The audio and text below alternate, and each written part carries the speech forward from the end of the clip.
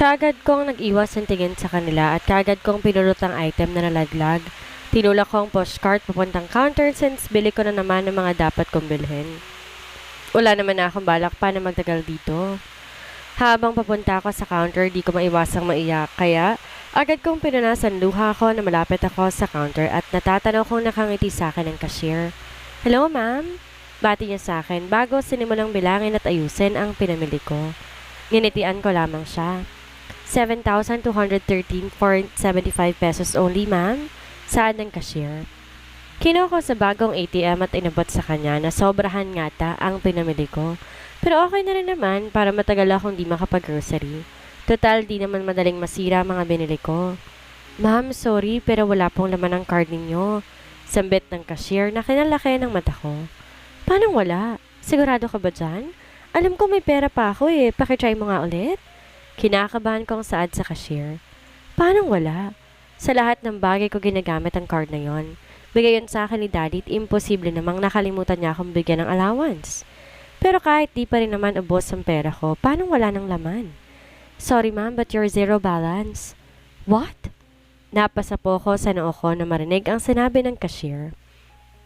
Hindi lang yon, kumirot pa ang ulo ko. Bakit ngayon pa? Ano namang gagawin ko? Hindi pwedeng hindi ko bilhin ang mga kinuha ko dahil wala akong kakainin mamaya. Miss, tumatanggap ba kayo ng credit card? Tanong ko sa cashier na maalala ko may credit card pa ako.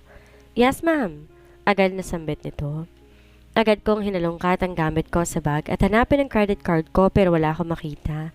Gosh, bakit wala? Bakit ngayon pa ako tinamaan ng malas?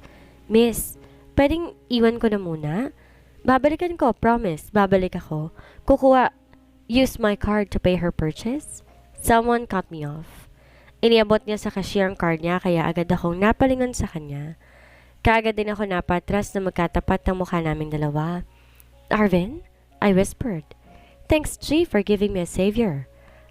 Salamat nga pala, Arvin, ha? Di ko alam anong gagawin ko kung wala ka. Di ko rin kasi alam ba't nagkagano ng card ko eh, nakakainis tuloy. I pouted. Nakakayaman pero sinagot niya ang ganon kalaking halaga ng pinamili ko. Naglalakad kami papunta sa parking kasi nag-volunteer siyang ihatid ako sa sasakyan dahil madami akong pinamili at mabibigat yon. Ano ka ba? Okay lang yon.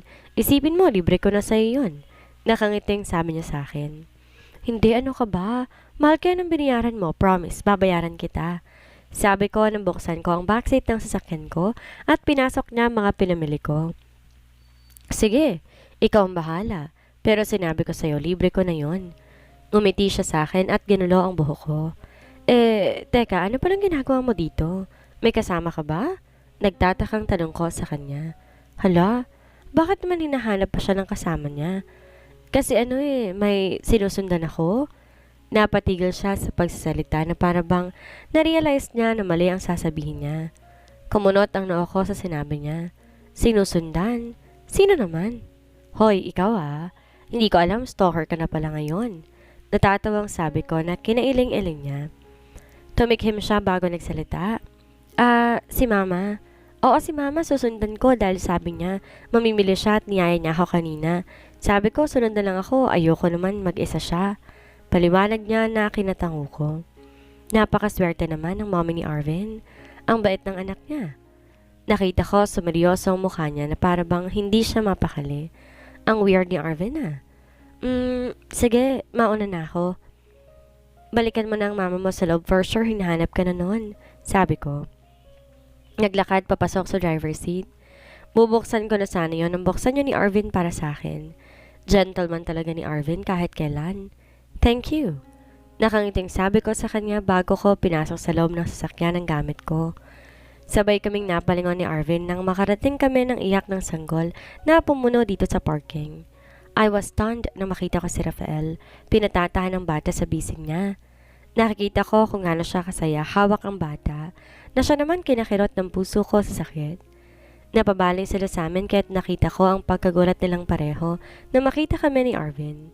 Nagkatinginan kami ni Arvin kaya't ginitian ko siya na makita kong nakangiti siya sa akin. Si Ram yun, diba? Nagtatakang tanong niya sa akin. Sige mauna na ako. Pag-iwas ko sa tanong niya. Alam ko namang si Rafael yon dahil Nakita ko siya sa loob, pero di ko inakala magkikita pa ulit kami rito, sa car park. Nagpaalam akong pumasok sa loob ng sasakyan ko. Sige, ingat ka sa pagmamaneho. Pinat ni Arvin ang ulo ko na para bang 10 taong gulang na bata. Opo, salamat po ulit. Nakangiting sad ko at tumango naman siya. Sinara niya na ang pinto ng sasakyan ko na makaupo na ako sa loob. Binaba akong salamin sa tapat ko at nakita ko, kumaway siya sa akin at ginitian ko naman siya.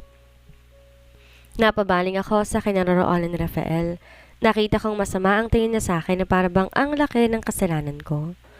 Nag-iwas ako ng tingin sa kanya at nagsimula na akong magmaneho, papaalis sa mall. Bakit naging ganito siya sa akin? Nakita kami pero wala siyang pakialam sa akin. Bakit pakiramdam ko nakikita niya pero di niya ako kilala? Para di niya ako lapitan at tulungan man lang. First time kong makita si Patricia. Masasabi ko sobrang ganda niya. Sa pananamit niya, sa hubog ng kanyang katawan, sa kinis ng kanyang balat at sa ganda ng kanyang mukha. Di na ako magtataka kung ba't babalik sa kanya si Rafael.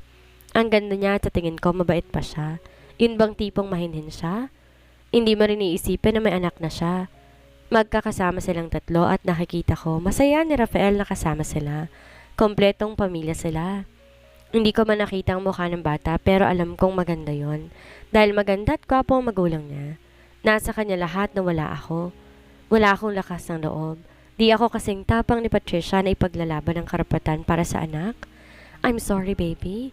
I whispered as I caressed my small womb. I can't help not to cry. Palagi na lang tong nararamdaman. Akala ko ayos na lahat pero hindi pa pala. Ba't parang sakit-sakit? Mas lalong sumasakit. Siguro, pag may lakas na ako ng loob sabihin sa kanya, makakaya ko nang hindi ko lang alam kung anong sasagot niya. Pwedeng matanggap ang baby ko. Baka sabihin niya hindi pwede dahil sa may anak siya sa iba at mas magpapakatatay siya rito kaysa anak namin. Ayoko marinig ang mga salitang yon mula sa kanya. Ayoko, hanggat kaya ko pa. Hanggat di pa halata ang baby ko, hindi ko muna sasabihin sa kanya. Kagad ako bumaba ng sasakyan ko nang maiparada ko sa garahe ng bahay namin ang sasakyan ko. Kagad kong binaba ang isang cartoon. Since ang bigat ng mga to, kailangan ko namang isa-isahin papasok sa bahay. Bawal ka rin ako magbuhat na mabibigat, sabi ng OB ko. Binuksan ko ang bahay, pilit binuhat lahat ng pinamili ko papunta sa kitchen. Na matapos tong mailagay sa kitchen, umakyat muna ako sa taas para magpalit ng damit at agad ding bumalik sa ibaba para ayusin ang mga pinamili ko sa cabinet. Sa kalagitnaan ng pag-aayos ko ng mga pinamili ko, nakaramdam ako ng gutom. Kaya naman nagtimpla ako ng milk at gumawa ako ng waffle. Dinala ko sa sala ang ginawa kong merienda para doon kumain habang nanonood ng TV. Kinuha ko ang phone ko nang marinig ko tong tumunog. Nakita ko si Shane ang tumatawag kaya't napangiti ako. Hello, Shane. Masayang bungad ko sa kanya at narinig ko naman ang tili niya na para bang excited siya. Ate Sam, pupunta kami ni Ate Sarah dyan sa inyo. I'm so excited. Pumayag si Mommy na bisitahin ka namin. Masaya niyang sabi na kinalukot ng mukha ko. Masaya akong bibisita sila pero ayoko namang makita nila na hindi kami ayos ni Rafael. Huminga ako na malalim at bumaling sa orasan. 4 p.m. Siguro naman hindi sila aabutin ni Rafael dahil gabing-gabi yon. Kung umuwi o baka naman hindi nga siya umuwi ngayon. Sure, nasa na ba kayo? Susunduin ko pa kayo ha? Tinapos ko ang pagkain ko para sunduin sila. No need ate because we know your address. Just wait. I'm excited to see Kuya Ram. Napatawa ako sa sinabi ni Shane. Nako, hindi man pala ako pupuntahan ito eh. Pero wala naman dito ang gusto niyang makita kaya't for sure, ako lang ang makikita niya. Ate aagawan ka pa yata ng asawa eh. Huwag mo na kaya itong patuloyin. Hoy, hindi ah. Love ko kaya si Ate Sam. Kaya hindi ko yun magagawa sa kanya. Grabe ka mag-isip ha. Dinig kong bangayan nilang dalawa. Oo na, wag na kayo magtalo. Natatawang sabi ko. Napatin ako sa main door at nakita ko tong bumukas. Nanlalaki ang mata ko na makita kong pumasok si Rafael na may dalang pizza. Nakita ko siya nakatingin sa akin. Kaya agad ako nag-iwas ang tingin sa kanya nang maalala kong nakita ko kanila. Tinuon ko ang atensyon ko sa TV. Napatayo ako sa kinaupuan ko nang pabagsak na Rafael binaba sa center table Ang dala-dala niyang pizza at masamang nakatingin sa akin. Ano bang problema mo? Naiinis na tanong ko sa kanya nung patayin ko ang tawag. Muntik pa ako matapunan ng gatas na iniinom ko sa gulat dahil sa ginawa niya. Kinabahan ako ng dahil sa gulat. What do you think you're doing? Flirting in front of me? He asked me coolly. Flirting in front of him. Sa nakikita ko, wala akong kasama rito sa bahay nang dumating siya at wala akong lalande dahil hindi ko yun ugali. Narinig mo ba yung sinasabi mo? Sa pagkakaalala ko, ikaw. Ikaw tong may kasama kanina. Mahina akong sabi habang nakatingin sa mga mata niya. Wala akong kasama kanina, mag-isa lang ako. Totoo naman eh, hindi ko kasama si Arvin nang pumunta ng mall. Huwag mo kong ginagago. Nakita ko kayo magkasama ni Ramos, hindi ako bulag, Gab. Hindi ka naman pala bulag. Pero bakit parang di mo naman ako nakikita kanina? Sila pala ang mag-ina mo. Ang ganda nila pareho. I commented that made him look at me seriously. Umuwi ka bang maaga para dyan? Sorry kung sa tingin mo ginagago kita. Nakayuko kong sabi at kinuha ko ang pinagkainan ko para iligpit. Wala naman akong narinig sa kanya kaya't dumiretso na ako sa kitchen para hugasan ang mga ginamit ko. Bala ko sana magpahinga muna dahil pakiramdam ko. Pagod na pagod ako pero naisip kong nandoroon si Rafael. Kaya wag na lang. Total pupunta rito sila Shane at magluluto ng dinner. For sure makakarating sila dito mamaya-maya na gusto kong kumain ng sinabawang baboy na may bagoong. Kaya't yon ang niluto ko. Buti na lang nakabili ako ng bagoong sa tindahan dito malapit sa village namin, kaya perfect yung niluluto ko. Inaamoy ko pa nga lang habang nagluluto, ang bango na. Panigurado, masarap to. Dahil alam kong hindi ko makain ng ganito sila Shane, gumawa rin ako ng fried chicken. Then may natira pa namang adobo kanina kaya iniinit ko na lamang. Inayos ko ng mesa dahil mamaya darating na sila. Sinama ko rin naman si Rafael sa dinner dahil hindi ko naman narinig na umalis siya, kaya for sure, dito siya kakain. Hala, hindi ko nasasabihin pa na si Rafael na darating sila Shane. Dali-dali akong pumunta sa sala nang marinig ko ang doorbell. Sila Shane na yan. Kuya! Kagad kong narinig ang boses ni Shane, nagpunta ako sa sala. Nakita ko na pinagbuksan na ni Rafael ang pinto ng dalawa. Nakita ko nakayakap si Shane kay Rafael. I smiled as I saw them. How I miss my sisters. Shane. Tipid na bigkas ni Rafael sa pangalan ni Shane at bumitaw na to sa pagkakayakap sa kanya. Hi Kuya Ram, si Ate Sam? Kumaway si Sarah kay Ram at tumango naman to. She's in the kitchen. What brought you two here? Seryosong tanong ni Rafael sa dalawa. Dinadalaw namin si ate. Wow, may pizza!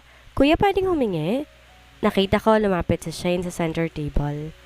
Napatingin sa gawi ko si Rafael bago bumaling sa pizza na nasa center table at kay Shane na para mga bituin ng mata na makita to. I brought it for your sister, Gab. Ask her if she wanna open it right now. Aniya na sa akin nakatingin. Para ba talaga yun sa akin? Kanina wala naman siyang sinabi kanina na para sa akin yun. Basta niya na lang yun binagsak sa center table.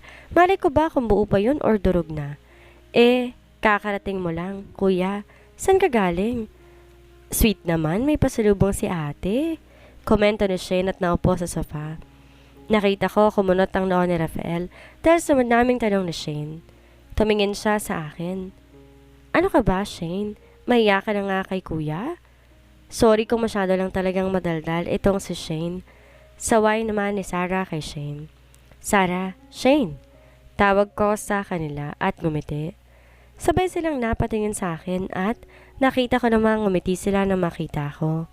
Ate Sam! Sigaw ni Shane at tumakbo pabalapit sa akin. Dinamba niya ako ng yakap ng sobrang higpit. Inaawat ko siya sa yakap niya sa akin at baka kasi maipit ang baby ko. Isa pa, baka amoy usok na ako. I miss you, Ate Sam. Balik ka na sa bahay. Palagi ako inaaway ni Ate Sarah. Wala akong kakampi. Sabi niyang parang bata at sumimangot. Bumaling ako kay Sarah. Wala akong kakampi. Umirap lang. I miss you too.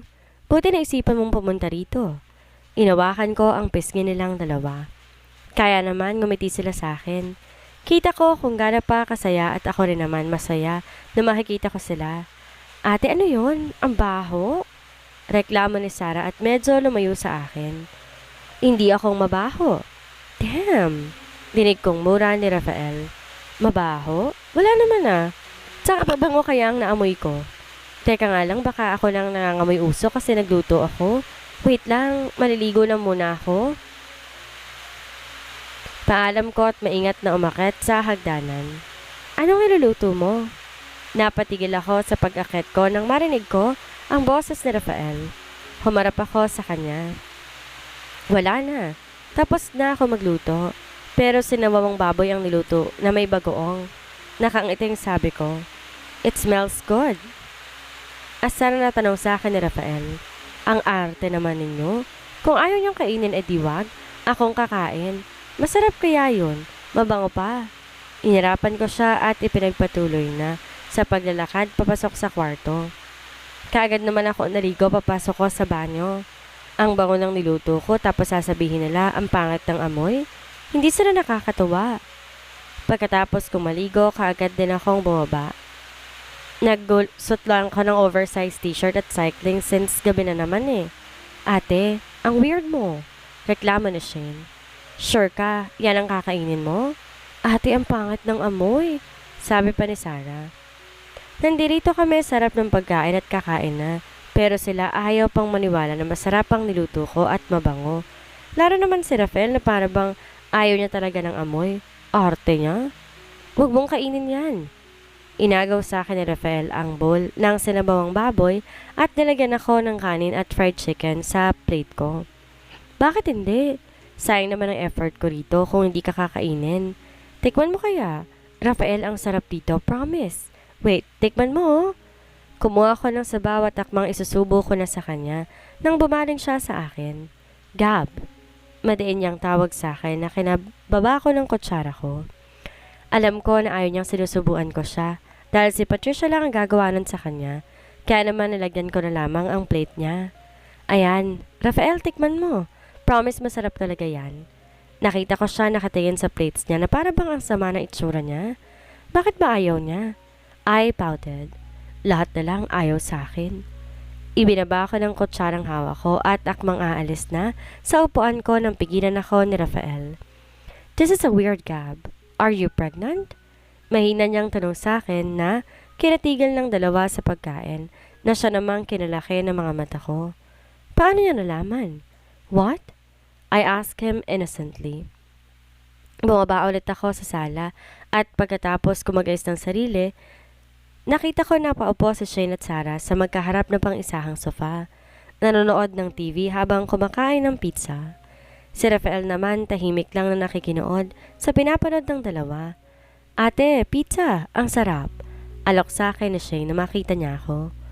Kumuha naman si Sarah na isang slice ng pizza at binigay sa akin, pero tumanggi naman ako dahil sa busog na ako. Busog pa po ako eh. Teka, ready na pala ang guest room na tutuluyan ninyo. Sambit ko at naupo sa armrest na kinaupuan ni Sarah. Wala na kasi ako nakikitang vacant seat dahil nakataas ang dalawang paa ni Rafael sa mahabang sofa. Ate, dito ka. Gusto kitang katabi? Reklamo ni Shay na siya namang ikinatawa ko na kinailing na Sarah at kumapit pa sa braso ko.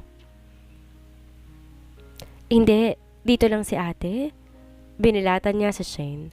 Sumimangot naman ito. Nahagip na mata ko na nakatingin sa akin si Rafael, kaya bahagya ako umiti sa kanya bago nag-iwas ng tingin. Napansin kong tahimik lamang siya kanina pa at pagkatapos namin kumain, di na rin siya muli pang umimik nang may tanong niya sa akin kung buntis daw ba ako. Kinabahan ako sa tanong niyang iyon. Hindi pa ako handa na malaman niya. Hindi ko alam kung paano ko sasabihin sa kanya. Isa pa siguro dahil kanina sa mall hindi kami nagpapansinan. Tapos nagkasagutan pa kami pagdating niya. Oo na, wag na magtampo ang baby girl na yan, sambit ko.